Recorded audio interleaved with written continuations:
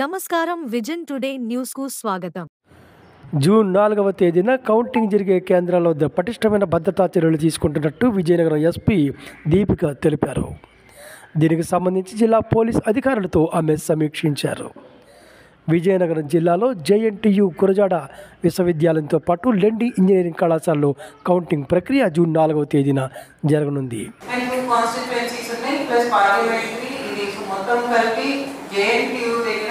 మీకు ఒక 900 వరకు మనుషులు వస్తారు, 900 to 1000 వరకు మీకు జేఎన్టీయూకి మనుషులు వస్తారు. సో దానికోసం మన official parking is this play ground. ఇంకా క్యాండిడేట్స్ ఉంటారు కదా, క్యాండిడేట్ ఆల్ పార్టీస్ వాళ్ళని కూడా అఫీషియల్ పార్కింగ్ వరకు అలౌ చేయాలి.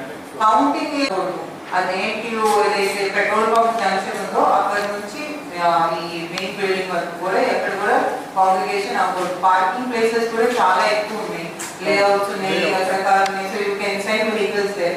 ఇంకా దాంట్లో ఐడెంటిఫై కూడా చేస్తాం జరిగింది.